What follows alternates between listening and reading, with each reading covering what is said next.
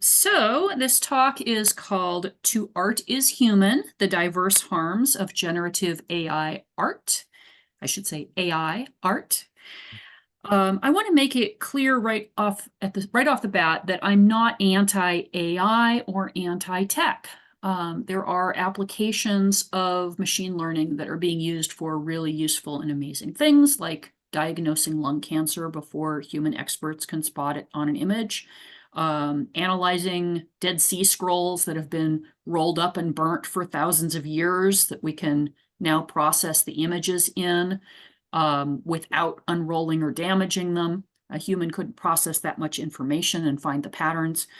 What I'm opposed to is what's called generative AI. Text generators like ChatGPT and Gemini, image generators like DALL-E, Night Cafe, Midjourney, lots and lots of examples of those, and video generators like Synesthesia, all of which are trained on massive bodies of data pulled from the internet, and which have taken over our social media and our search engines, and they're replacing human writers and artists for many tasks they are profoundly unsuited for.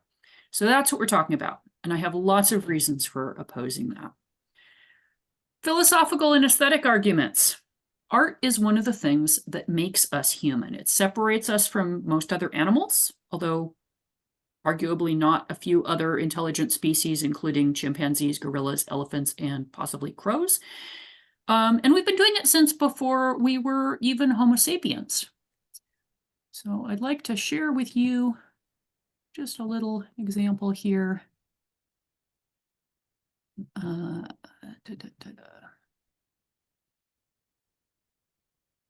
All right, so this image here, this is a bison, some human or near human. There's still, discussion of that, painted on a cave wall in Spain like 36,000 years ago. Here is an ancient Egyptian bowl. It has human feet. It's cute. It's about 5,000 years ago. Some human made it. It's an actual physical object. You can go look at it at the Metropolitan Museum of Art. I'm showing you these things in large part because I'm about to show you a bunch of AI slop, and I want you to have some actual art experiences too, to remind you what art is. One argument that you'll sometimes hear against AI art is that it's ugly and full of mistakes. I don't think this is a very good argument because it's not going to stay true. It is true.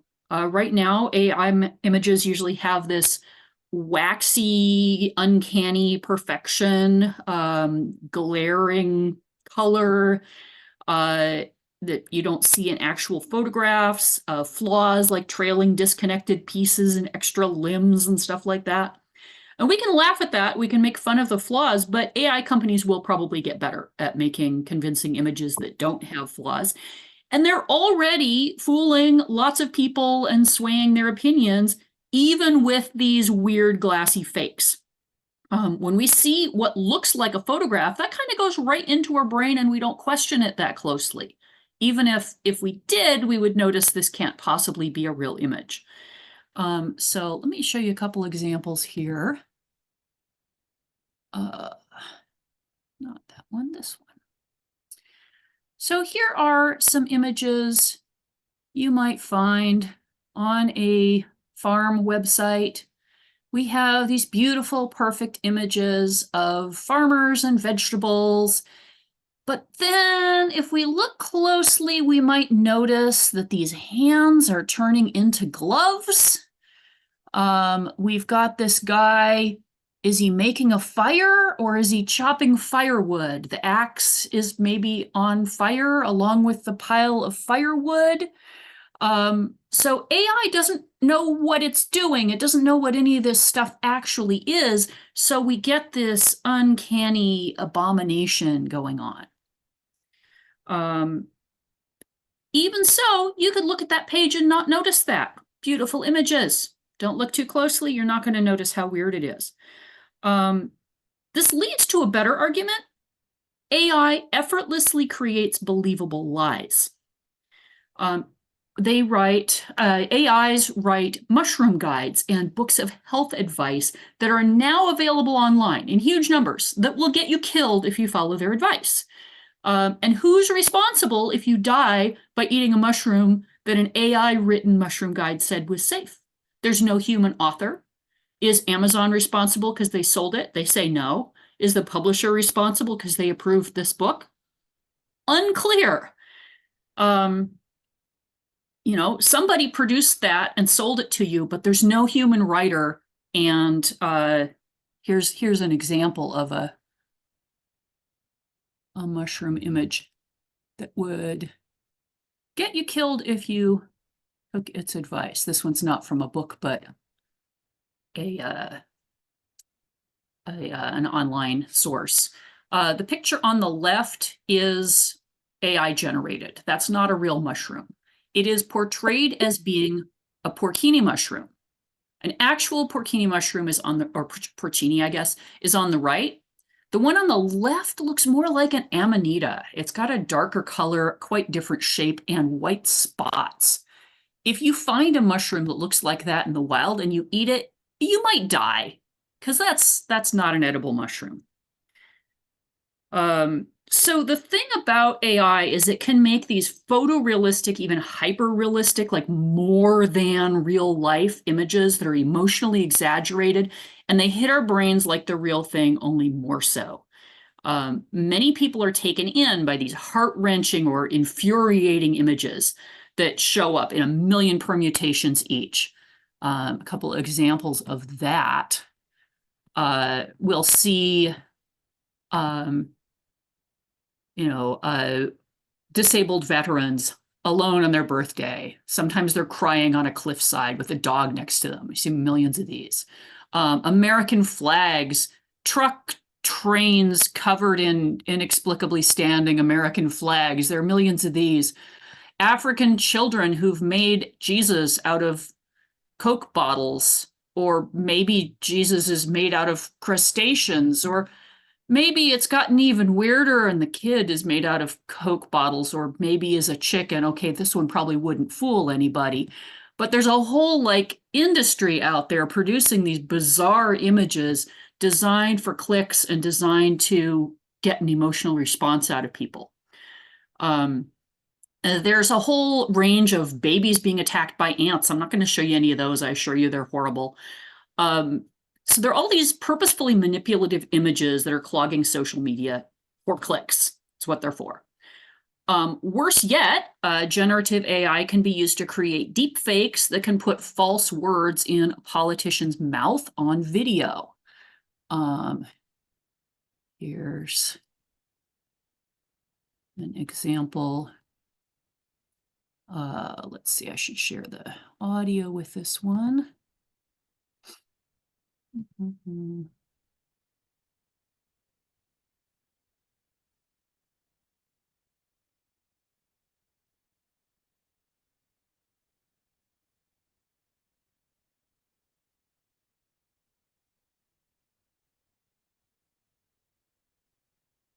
We're entering an era in which our enemies can make it look like anyone is saying anything at any point in time. Jordan Peele created this fake video of President Obama to demonstrate how easy it is to put words. So that's not President Obama. That is a deep fake of President Obama made by Jordan Peele. There are even better ones that are more disturbing.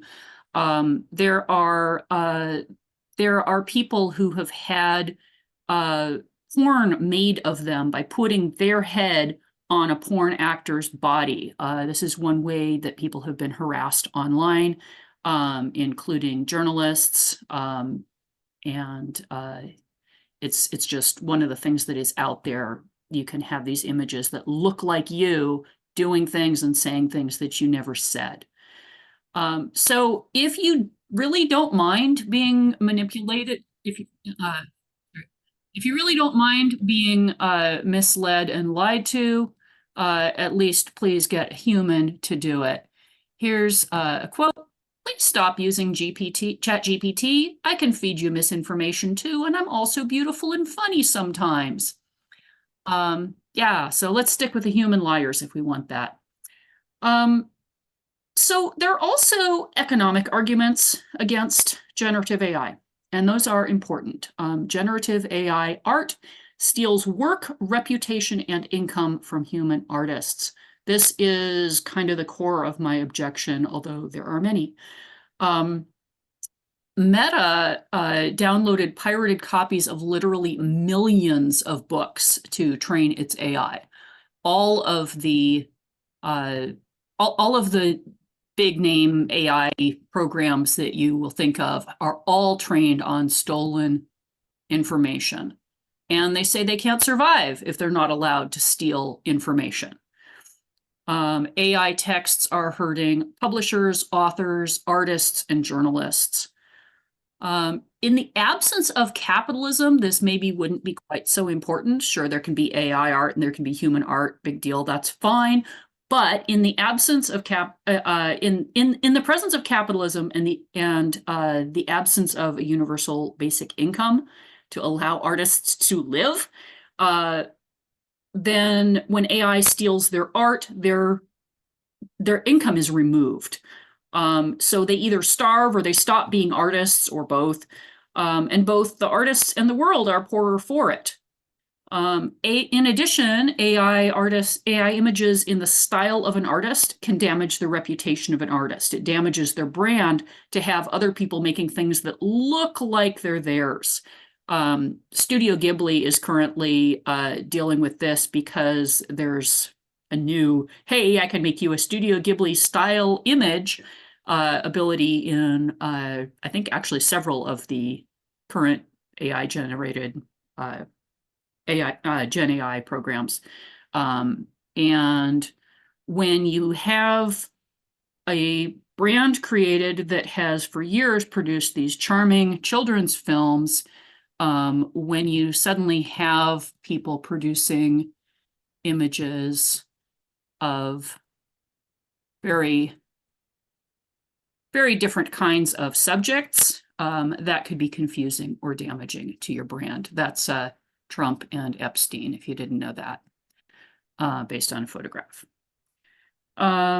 So besides harming artists, generative AI is not sustainable, either technologically or ecologically. As AI content becomes a larger and larger proportion of what's out there on the internet in text and image form, it starts to eat itself and get worse and worse results. We've already seen that with search engines. Google used to be an amazing way to find information. Your top things would be totally relevant. The exact thing you wanted was going to be on that front page somewhere. Now it's garbage. The first thing you get is a summary that is probably wrong and off target. And way down there somewhere are the facts, but you don't know which ones. Half the websites that it's listing are probably AI generated too. So we've suddenly spoiled our ability to access all this information because it's all AI. It's AI eating AI. And when there's less and less human content for it to base itself on, it doesn't have any good content to share with us. This is called model collapse. When more and more of the base that it's made of is also AI. In addition, it's also not ecologically feasible, uses massive amounts of power and water for the servers that the AI programs run on. And there are business arguments. It makes your business and your product look cheap and dishonest. If you have AI logos, AI posters, etc., people see that. And they know that that means you don't value, you don't value work. You don't want to pay people. You don't value your customers' intelligence or experience. A particularly egregious example of AI use in business was the Willy Wonka experience. If you put out advertising for your event that looks like this, and then your actual event looks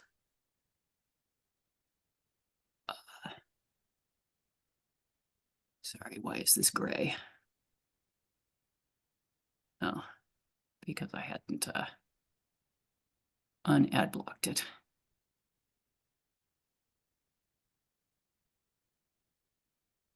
And your actual event looks like this. You're going to have a lot of very disappointed kids and furious parents seeking refunds. Because that first image looks like a photograph. It looks hyper color and way over the top, but it looks like a place you could walk into. It doesn't exist. That place doesn't exist. And it doesn't just lead to unrealistic expectations for your business. It leads to unrealistic and frustrating customer expectations across the whole industry. Whatever your industry is. People come to bakers, fabric artists, and contractors with AI images of cakes and sweaters and stuffed animals and houses that can't be made in real life. The materials do not allow you to make that shape in that way. They'll come to a baker and go, make me this. And the baker's like, you can't make that out of cake. You know, I could make that entirely out of fondant or something, but that is, I can't make that. And then the customers are mad. They don't believe you. So experienced professionals are put in the position of attempting to explain that is not a photograph to customers who think it is. And they look bad. And then they make something that can actually be made and the customer's disappointed. Pictures are also used to advertise things like knitting patterns. And then the AI picture is fake, the knitting pattern is fake, and if you try to use it, it doesn't work. Here are a couple examples of things you cannot make with the described techniques. This is not a real sweater. This is not a real dress. It's certainly not crochet.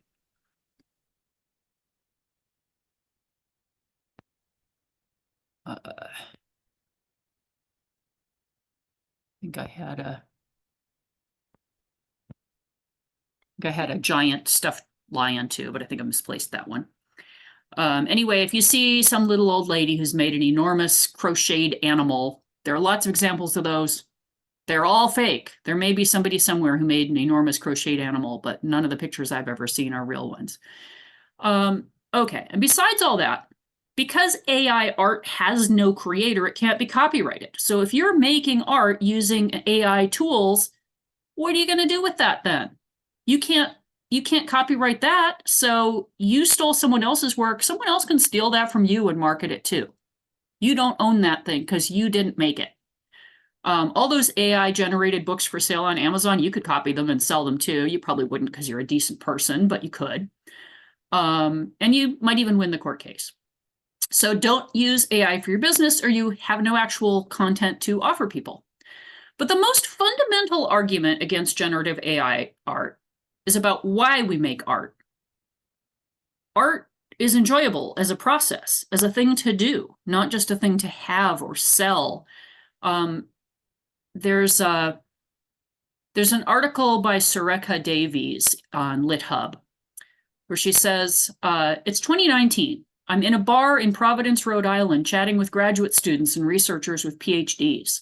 One of them observed approvingly that programmers were now teaching robots how to write poetry.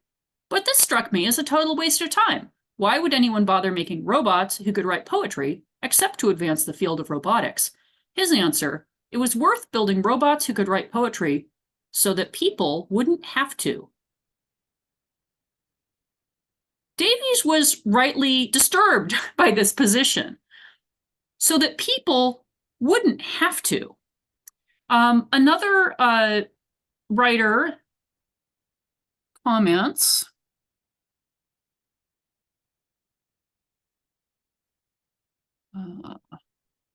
share button go. Humans doing the hard jobs on minimum wage, while the robots write poetry and paint, is not the future I wanted. Right? We're supposed to have the robots to do the the manual labor, so humans have the leisure to be artists. If we have the robots do the art, we're doing it wrong. We're completely thinking about this wrong. I have An example that gets a little more down to earth about it. I had a tattoo client ask if I ever used AI to design tattoos for me. Man, I spent the better part of a decade doing shitty bit work as a graphic designer, and now that I have the space to do whatever I want, I'm going to let the computer generate random garbage for me? What next? Should I have a computer that eats my dinner and fucks my wife? Let's not. Let's not. Art is worth making, and using AI prevents you from learning how. There are students who are using ChatGPT to write their essays, even college admission essays, even memoir assignments. They are therefore avoiding learning how to write at all. Even college students who are paying for the privilege of being taught how to write are avoiding learning to write by using ChatGPT. It's right there, it's handy, it's tempting, and they end up using it and coming out of school not knowing how to write. The point of writing an essay for school is not that the essay gets written. Nobody cares whether that essay is written. It's not that it's going to go on a shelf somewhere and be read by a million people. It's that you wrote it. It's the process. You refined your thinking on the topic. You improved your communication skills. You demonstrated your understanding of the topic and your writing ability to your audience, who is your teacher, sometimes your classmates.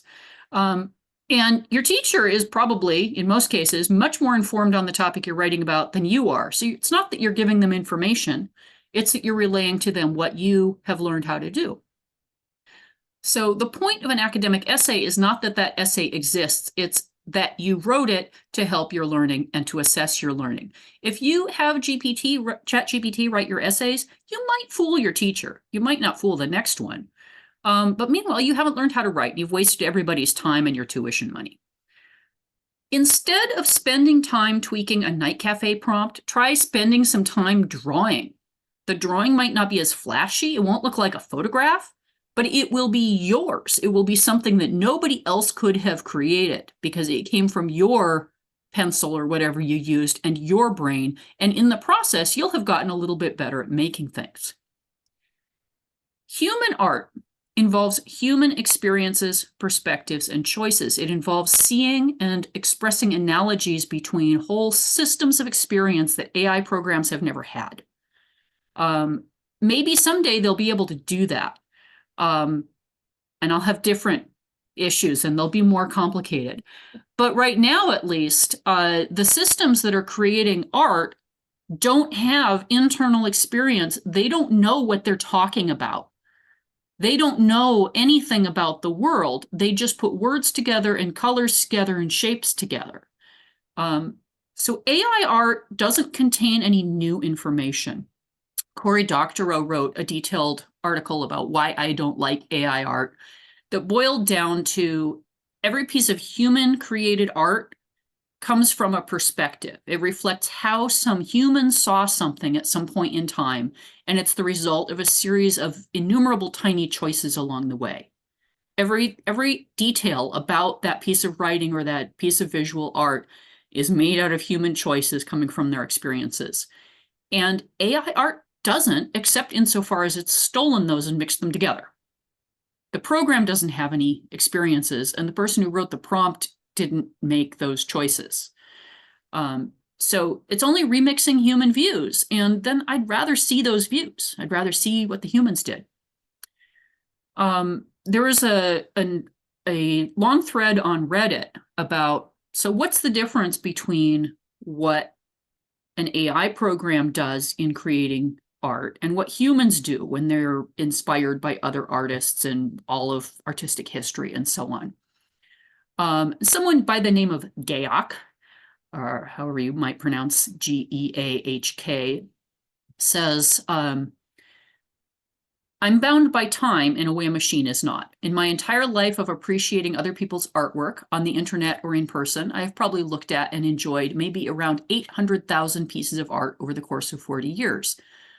A machine learning AI has digested millions within a handful of months. I do not have an eidetic memory. I cannot recall even a tiny fraction of all those works I've enjoyed, certainly not perfectly pixel for pixel, brushstroke for brushstroke. It would be absolutely impossible for me to recreate from memory any work of art I have ever seen, even my own, for which I'm most familiar. I can happily talk about every artist who has inspired or influenced a piece of my work. I can rattle off a list of 20 or 30 names of artists I deeply respect and point to exactly the place on my canvas where their work has influenced me. And I'm eager to do so because I love these artists' work. But even if I point to a portion of my fluffy clouds and say, here's where Stan Sakai influenced me, my hand cannot perfectly recreate a Stan Sakai cloud. And a viewer would be forced to say, yeah, I guess I can see some of the influence. I can and will give credit. I can think and feel and make decisions. My brain is not just a calculator using binary. I'm a tremendous collection of chemicals and electrical signals. More than half the cells in my body aren't even human. Whether I'm hungry or tired or under the influence of caffeine, all these different hormonal or drug interactions are affecting my work and the quality of my output. I can make decisions that have intentionality behind them. I consider every stroke in one way or another because I can think. I'm limited, a critical aspect of being an artist. I'm not the person commissioning me. Not a prompter. It's my hand linked to my brain and my emotions directly, and I'm constrained, again, by time. It will take me anywhere between 40 hours and 200 to complete an illustration. In my entire life, if I'm incredibly productive, I will produce maybe 20,000 pieces of art. A machine learning AI can do that in a day, responding to dozens or hundreds of prompters. It's unlimited, and therefore need not make judicious decisions. Ultimately, my work means something. It's a history of a human life made with markings on a surface, a combination of my tools, my interiority, my investment of time, and my unique perspective. Other people find that valuable because we are a social species that enjoy the fruits of the labor and processes of other human beings. I mentioned Studio Ghibli earlier. Hayao Miyazaki, the artist responsible for Studio Ghibli, was shown a demo video created by AI. And I'd like to share with you his response.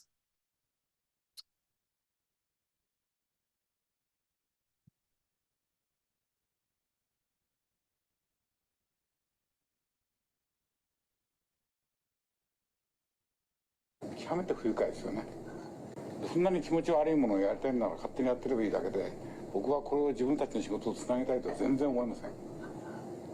極めて何か生命に対する侮辱を感じます。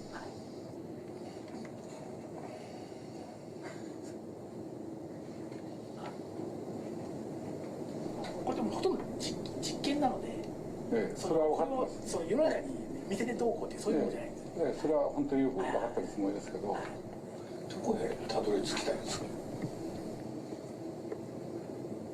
まあ人間が描くのと同じように絵を描く機械を作りたいんだ。はい。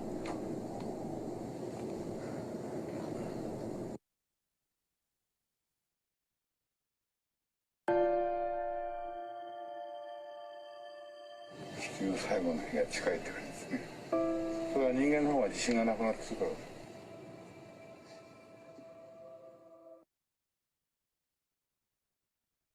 Insult to life itself. Well, generative AI imitating human art is destructive and soulless. The other way around can be pretty funny and creative. I'd like to share an example of that.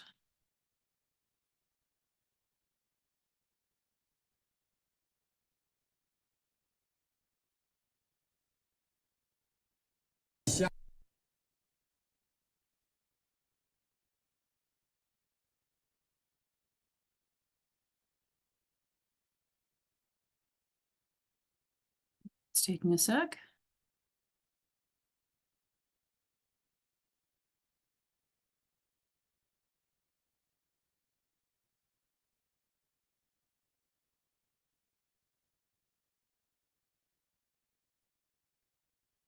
That's a shame. I guess I'll have to skip that one. I'll share the link though.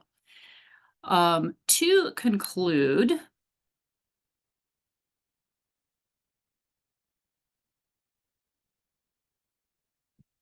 compared to an AI, you're actually better at art than you might think. I would rather see your scribbles than see generative AI, however flashy and polished.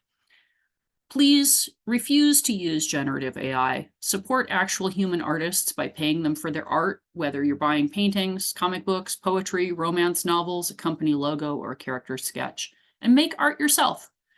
Your scribbles are better than a program's stolen imitations. They're the product of your experiences, decisions, perspectives, and labor, and they're not stolen from anyone else. So, make art.